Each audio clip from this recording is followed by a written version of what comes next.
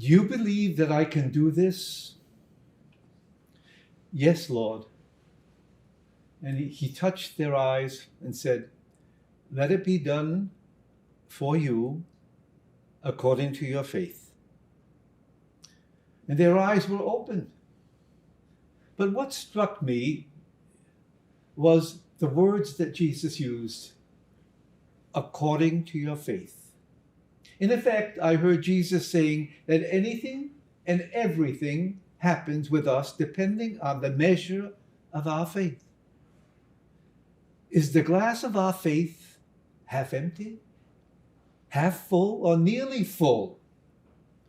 It was according to their faith that the two men were able to see. And in the minds of Jesus, the measure of their faith enabled them to regain their physical sight. For others who are blind, they learn to see and act with their hearts, if not their eyes, according to their faith.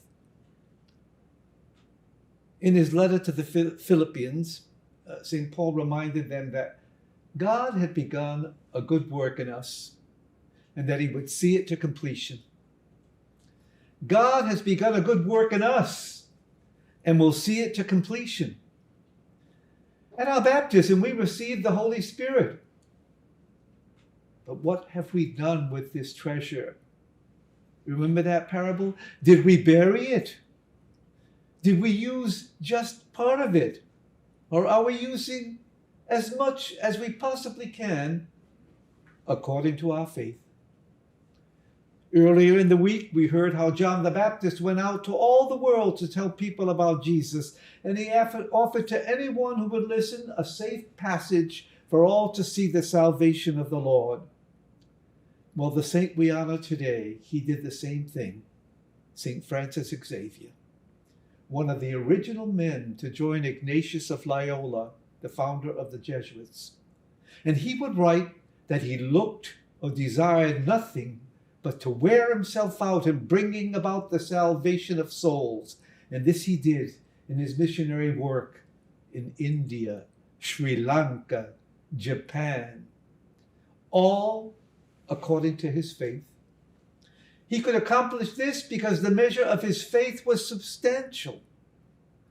I cite the Baptist and Xavier not because we are expected to do similar actions according to our faith. No, I cite them as an example of what can be accomplished in us according to our faith.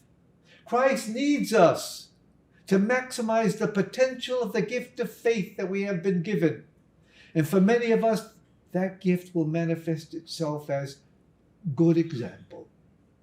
This is the everyday stuff that people see, what we are made of. It need not be showy or dramatic, just good and kind and true. It is said that during the pandemic, people have been reevaluating their lives, and there seems to be a resurgence for meaning and a turning back to God.